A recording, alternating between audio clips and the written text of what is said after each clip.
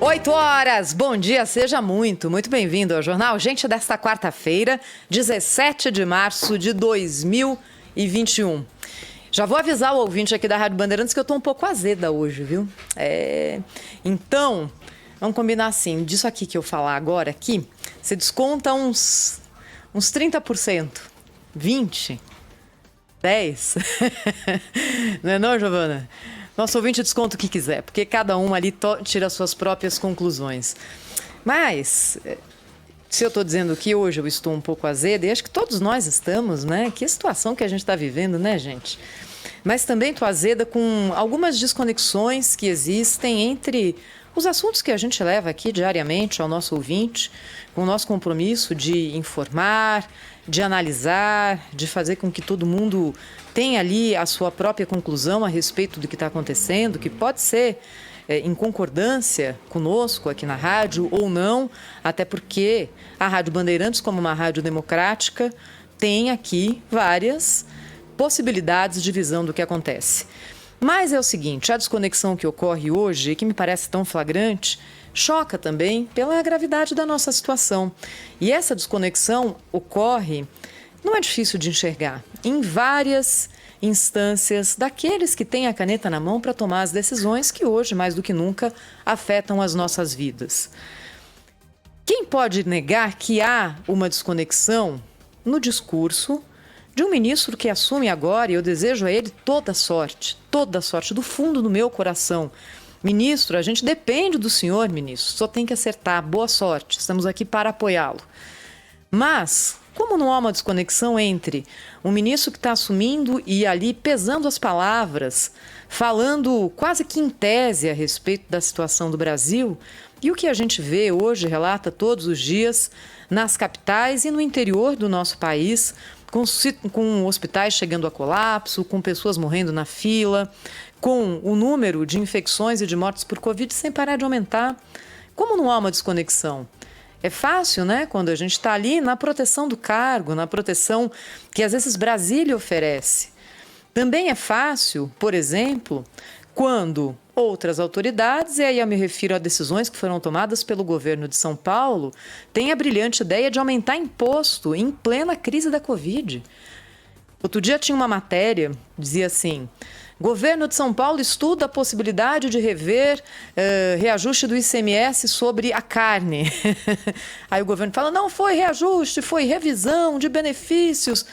E aí, na vida real, da mesma forma como há uma desconexão entre o que dizem em Brasília as pessoas que respondem pelo sistema de saúde versus o que acontece nos hospitais, há uma desconexão entre vamos ajudar então e rever isso.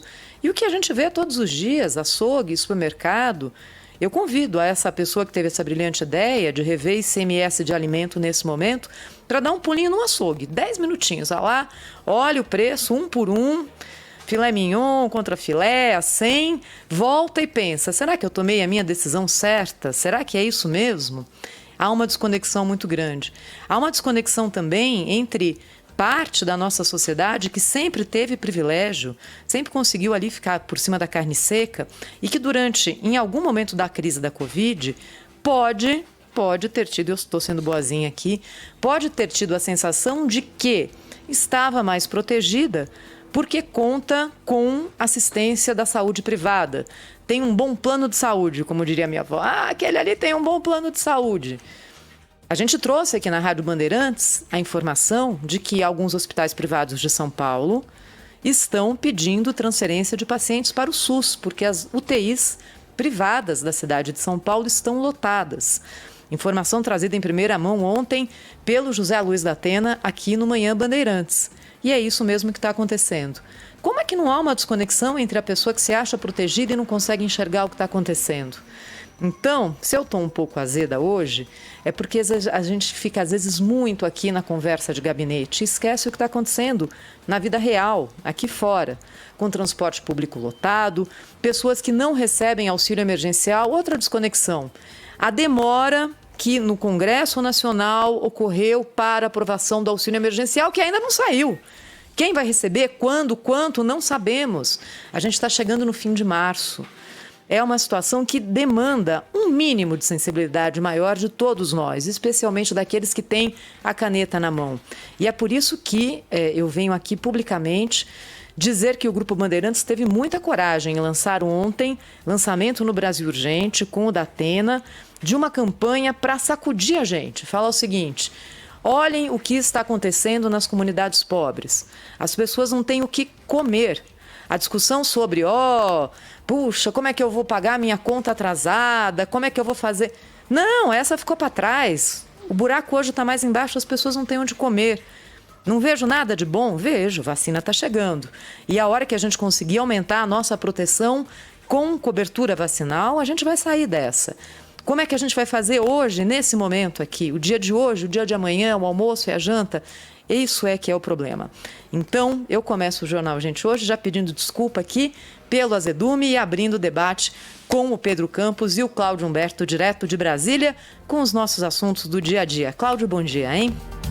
Olá, bom dia, Thaís Freitas, bom dia, Pedro Campos. Você tem toda a razão, né? Não há muito motivo para a gente acordar, respirar fundo e dizer como é linda a vida, né? É claro que a vida é linda, mas há muita morte, né? A lamentar, né? Muitas mortes. E esse período todo, já lá se vão, né, 12 meses de martírio, de enfrentamento, de sofrimento, de perdas muito dolorosas em razão da Covid-19, mas só nos resta não temos outra alternativa senão lutar, continuar ali resistindo e tomando todas as cautelas, adotando todas as cautelas que forem necessárias para nos proteger da doença e proteger os outros também, né? Que na medida em que a gente se protege e evita a contaminação, a gente tá protegendo, enfim, a nossa família, os nossos entes queridos, o outro, né? Isso é que é importante nessa atitude de autopreservação contra a Covid-19.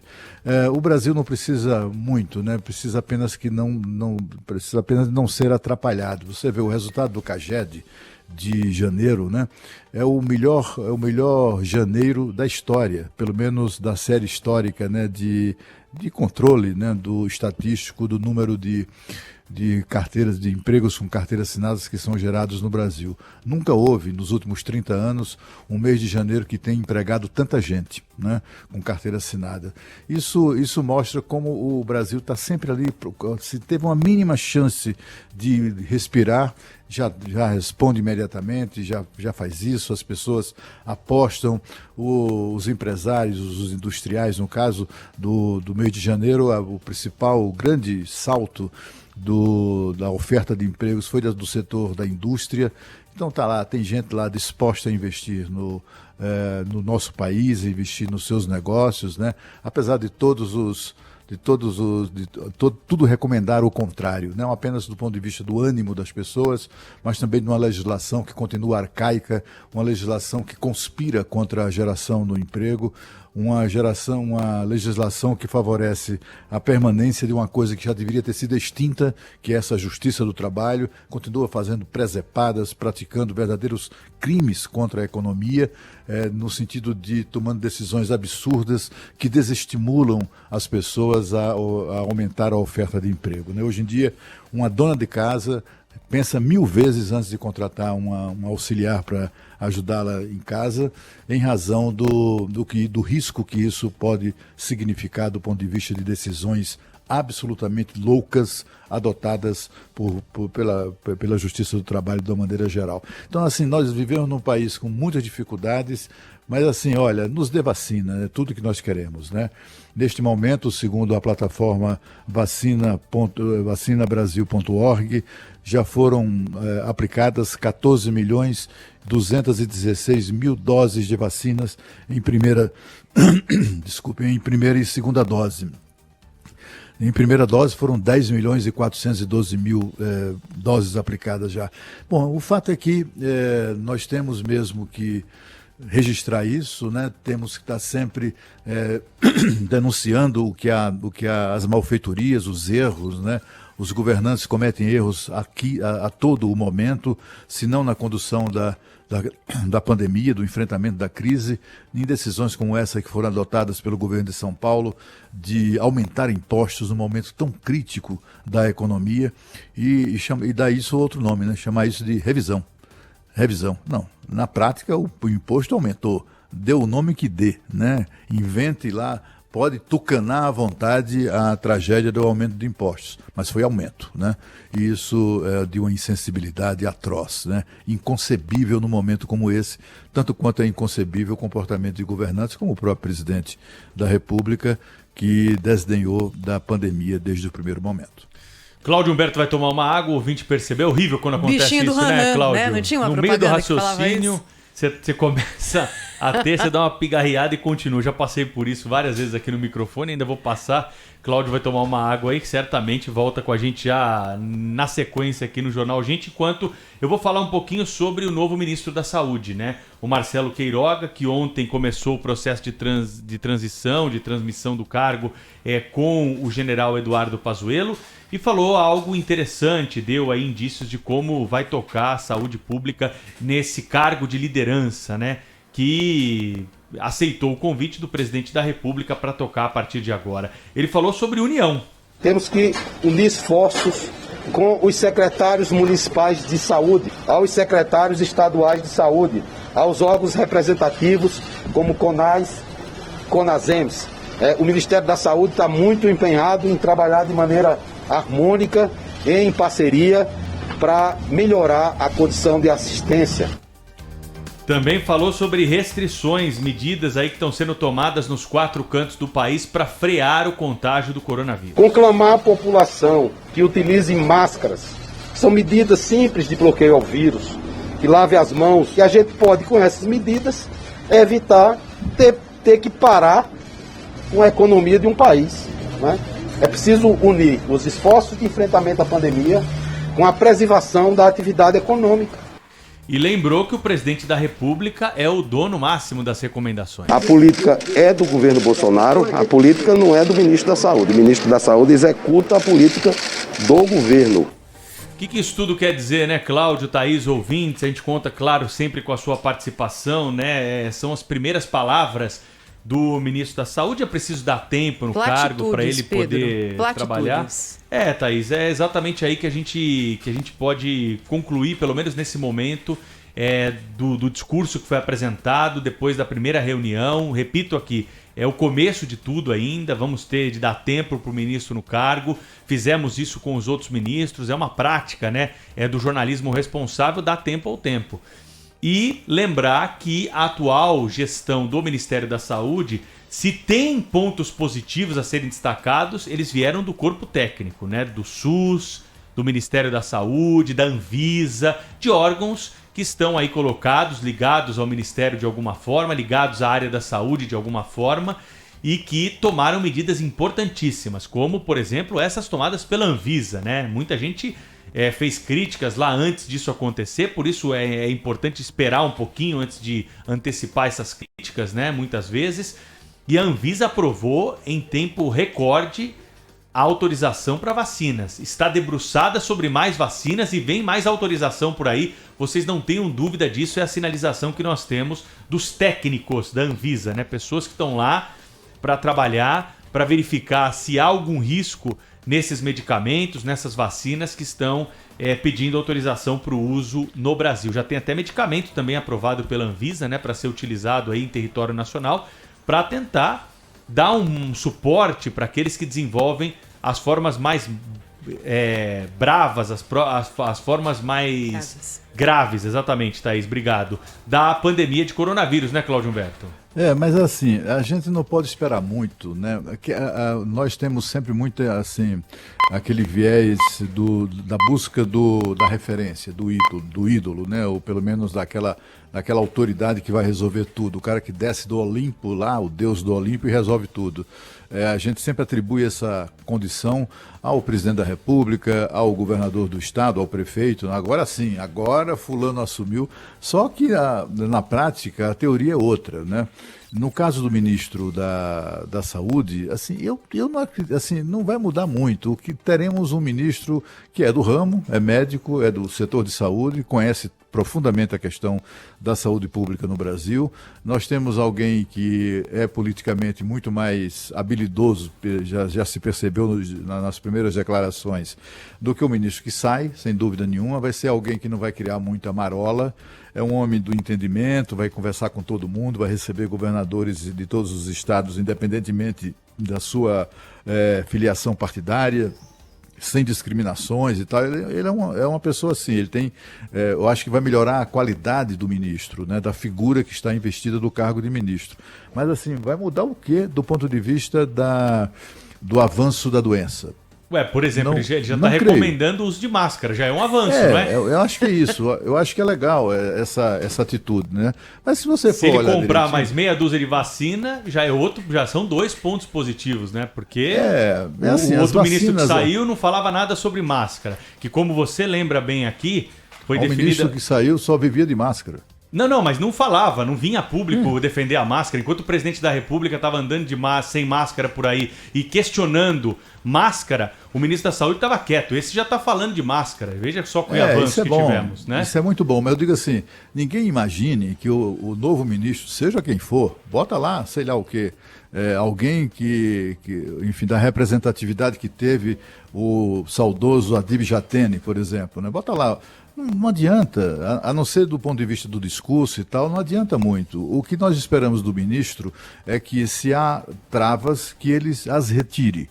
Do ponto de vista do financiamento público, por exemplo, de iniciativas dos estados e dos municípios no enfrentamento dessa e de todas as doenças que afligem a população.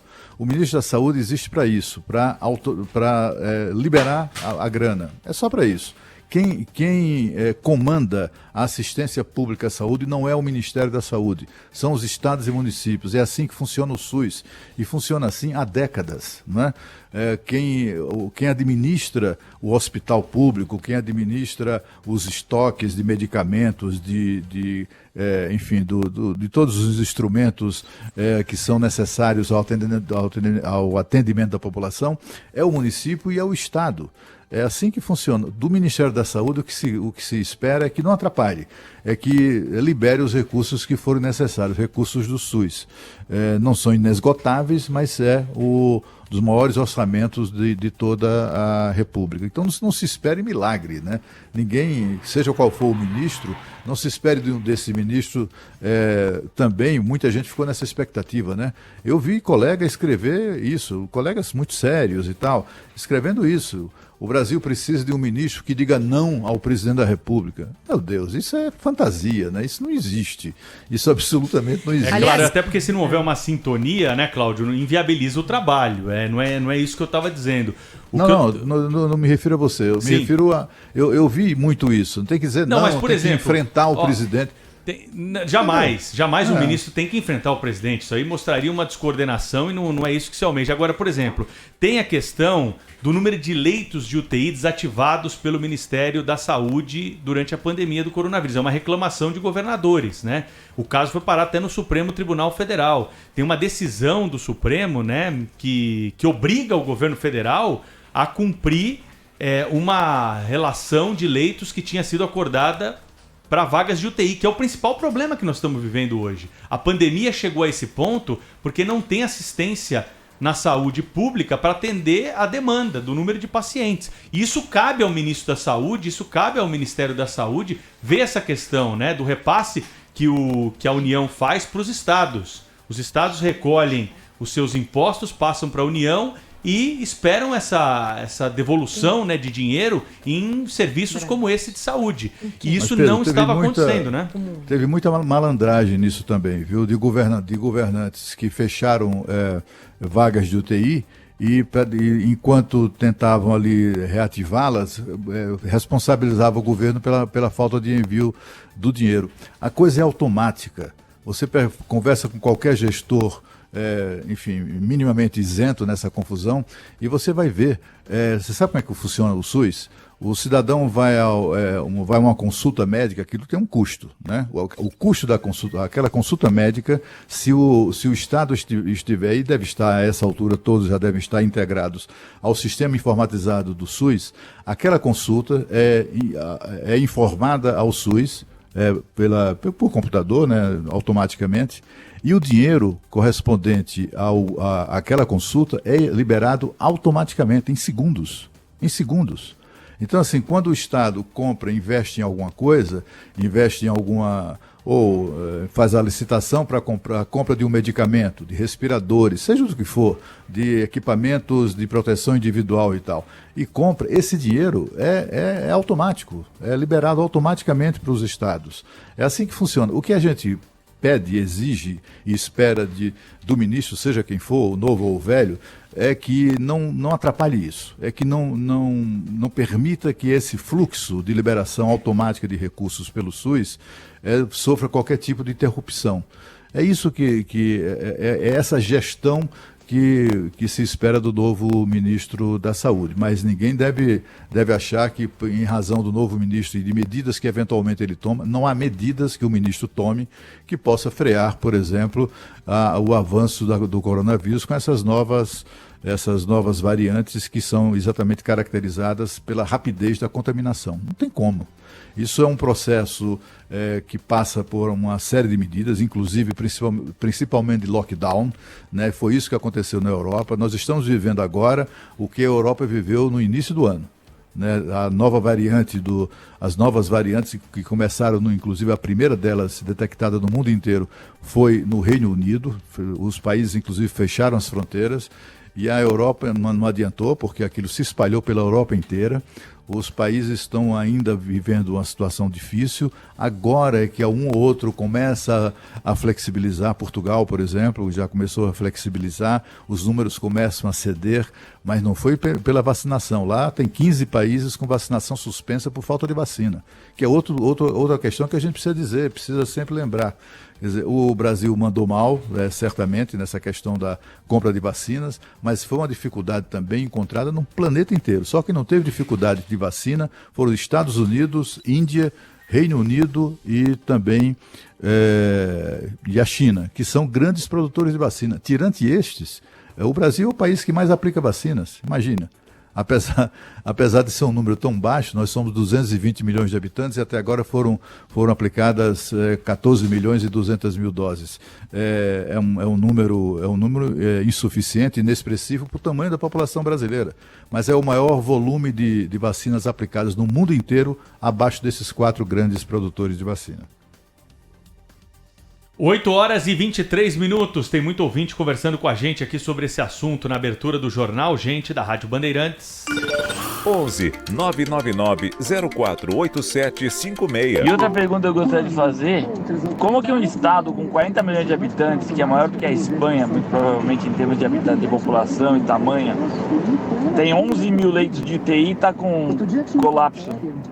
Quer dizer, será que nenhum governante vai ser questionado com relação a isso, quanto à disponibilização de infraestrutura para o povo? Oi, complementando a frase da Thaís aí, e a questão do ICMS, que os estados aumentaram os impostos, já que o governo federal zerou, se aproveitaram para aumentar o imposto do diesel. Bom dia, Thaís, Cláudio Humberto e Pedro. No referente à troca de ministros, eu não vejo que vai mudar nada. Enfim, só mudou o boneco, não mudou o ventríloco. Continua a mesma coisa. Bom dia. Na minha opinião, o ministro nem iniciou ainda o trabalho. Já estão questionando que a escolha do presidente foi mal. E já estão querendo fritar o ministro antes dele começar o trabalho. Bom dia, Nelson Rio Grande da Serra. Bom dia, bancada da Band. Esse ministro não vai durar muito não, viu? Porque está mandando a população usar máscara. O Bolsonaro, o negacionista, o antivacina, vai mandá-lo logo embora. Não vai demorar muito. Geneval, Cangaíba, São Paulo. Me chamo Carlos, eu sou da Praia Grande, São Paulo, motorista de aplicativo. Eu estou decepcionado e impressionado com a quantidade de pessoas na rua sem máscara. Até quando que as autoridades vão permitir isso?